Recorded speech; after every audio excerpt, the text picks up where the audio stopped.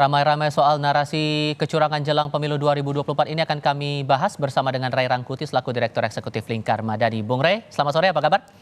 Sore, baik alhamdulillah. Terima kasih sudah bergabung bersama kami. Saya mau Ya. Anda membagikan perspektif soal pernyataan Anies Baswedan tadi. Munculnya beragam narasi kecurangan jelang pemilu, ada ketidakpercayaan publik yang muncul bahkan sebelum rangkaian kampanye ini dimulai. Anda menanggapinya bagaimana? Saya kira karena dua faktor ya. Faktor pertama tentu karena keterlibatan presiden di dalam pelaksanaan pemilu ini langsung atau tidak langsung ya. Secara langsung itu kan ada anaknya beliau sebagai calon wakil presiden dalam kontestasi ini gitu. Itu yang secara tidak langsung ya. Nah dan juga soal bagaimana Gibran macam-macam lah ya dan seterusnya itu dalam prosesnya itu yang memang ya bisa berakibat berimplikasi terhadap kepercayaan publik akan netralitas presiden. Itu yang pertama. Nah yang kedua adalah soal putusan MK-MK yang kemarin. Putusan MK-MK yang kemarin itu juga memberi gambaran kepada kita bahwa bahkan pada tingkat Mahkamah Konstitusi sekalipun kemungkinan intervensi itu bisa masuk kok gitu. Jadi dua hal inilah yang menurut saya menjadi sebab. Bung Ray? Audionya Bung Ray Benar, ya. boleh Tapi diulang kembali Bung Ray? Bung Ray, mohon maaf saya potong, tadi sempat tidak terdengar suaranya, boleh diulang kembali? Nah, yang kedua adalah soal adanya putusan MK-MK yang menyatakan ada dugaan masuknya, kira-kira begitulah ya, intervensi orang lain di dalam proses pembuatan aturan atau di Mahkamah Konstitusi itu gitu. Yeah. Nah, dua pokok persoalan inilah menurut saya mengakibatkan sekarang muncul narasi soal ketidakpercayaan terhadap penyelenggaraan pemilu kita ini gitu. Ditambah mungkin yang harian-harian. Yang harian itu kan soal isu misalnya banyaknya baliho yang dipasang dengan menerbitkan atau melibatkan aparat keamanan gitu ya. Dan adanya kerusakan-kerusakan terhadap baliho-baliho tertentu. Dan adanya hambatan-hambatan yang dialami kepada calon peserta pemilu tertentu dan seterusnya gitu. Nah kalau kita menyikapi juga pernyataan dari Gibran tadi, kalau kemudian ada kecurangan silahkan laporkan. Nama Gibran kan juga belakangan juga di pasangan Prabowo Gibran ini dituding ada pihak polisi yang ikut memasang balihonya begitu. Nah konsistensi pernyataan ini bagaimana Anda menangkapnya kemudian? Iya tentu itu pernyataan normatifnya, tetapi pernyataan normatif ini nggak selalu bisa menyelesaikan kekhawatiran orang, keraguan orang dan seterusnya gitu.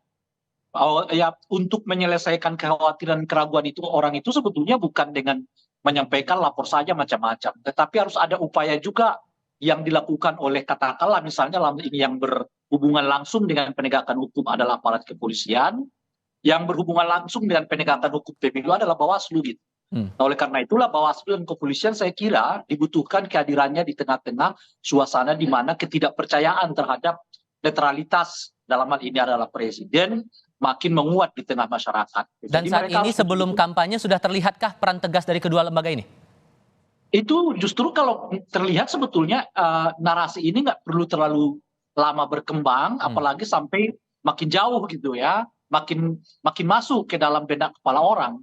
Karena mungkin aksi dari dua institusi ini belum kelihatan.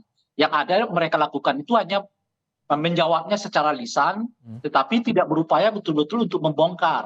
Misalnya kasus apa yang terjadi di Pematang Siantar, apa yang terjadi dengan surat apa istilahnya itu ya, fakta integritas di Sorong gitu ya, soal bisik-bisik dua ASN yang merasa kemudian diarahkan untuk milih calon presiden tertentu, itu semua sampai sekarang nggak terbongkar gitu.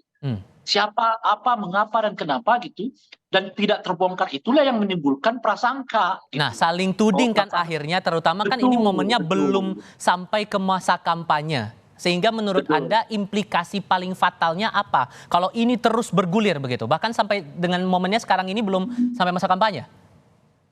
Ada dua dalam pemilu kita itu sebetulnya yang paling penting untuk dijaga. Pertama tentu saja semua orang yang terlibat di dalam pelaksanaan pemilu harus taat hukum dan taat aturan. Itu yang pertama. Tapi ini nggak cukup sebetulnya. Harus muncul juga rasa percaya terhadap seluruh tahapan pelaksanaan yang di pemilu yang sedang dilakukan. Dan rasa percaya itu lebih khususnya lagi disandangkan kepada penyelenggara pemilu dalam hal ini adalah KPU, Bawaslu, dan aparat penegak hukum. Jadi kalau sebetulnya mereka sejak dari awal bisa dipercayai oleh publik, tentu akan menimbulkan keyakinan bahwa semua narasi tentang apa namanya itu dugaan adanya pelanggaran, kecurangan itu ditepis dengan rasa percaya orang terhadap penyelenggara pemilu dan juga aparat penegak hukum. Nah, disinilah pentingnya selain bertindak berdasarkan aturan, selain melakukan sesuatu ya karena kewajiban oleh aturan, tapi mereka juga penting untuk menaikkan semacam kepercayaan masyarakat terhadap institusi mereka masing-masing. Gitu. Kondisinya sekarang aparat penegak hukum dan juga lembaga pengawas pemilu ini masih bisa dipercaya publik atau tidak menurut Anda? Sejauh ini itu yang saya sebut tadi, justru kan narasi ini makin berkembang, makin lama, makin luas karena orang belum melihat upaya-upaya yang betul-betul signifikan untuk mengatasi berbagai dugaan-dugaan orang ini. Sebut saja seperti yang saya sebutkan tadi, misalnya kasus soal dugaan adanya pengarahan yang dilakukan oleh aparat ASN di Boyolali atau yang terjadi di Sorong gitu. Kan sampai sekarang belum ada upayanya. Saya kira dalam konteks seperti sekarang tentu harus ditopang oleh Menteri Dalam Negeri. Karena itu kaitannya dengan PJ kan. PJ, Menteri Dalam Negeri harus mengungkit secara serius apa kasus ini terjadi hanya di Sorong misalnya atau melebar ke seluruh daerah. Bagaimana bisa peristiwa itu terjadi? Mengapa ada fakta integritas? Itu kronologinya baiknya disampaikan kepada masyarakat supaya masyarakat tahu bahwa persoalan ini misalnya hanya spesifik terjadi di Sorong, nggak bisa digeneralisir terjadi di banyak tempat di seluruh Indonesia. Sehingga Dan lebih dari itu ada penegakan hukumnya kepada mereka kalau dilakukan atau dianggap melanggar aturan. Sehingga menurut Anda setelah ada laporan kecurangan itu harus ditindak secara langsung begitu ya? Itu bentuk konkret dan itu yang akan berpengaruh nantinya? Saya kira kalau ditindak langsung dalam pengertian penegakan hukumnya itu bisa nomor 2. Yang paling penting itu ada penjelasannya dulu. Ada orang lihat ada upaya yang serius untuk mengungkapkannya. Nah ini misalnya soal surat integritas itu ya, fakta integritas itu. Ya. Itu sampai sekarang nggak jelas siapa yang bergerak. Bawaslu-nya kita nggak lihat bergerak, aparat keamanannya kelihatan nggak bergerak, Menteri Dalam Negerinya kelihatan nggak bergerak. Jadi isu begitu aja.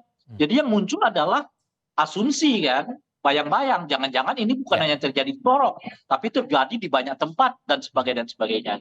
Akan berdampak pada berjalannya pesta demokrasi ini. Bung Rey Rangkuti, terima kasih sudah berbagi perspektif bersama kami sore ini. Selamat sore.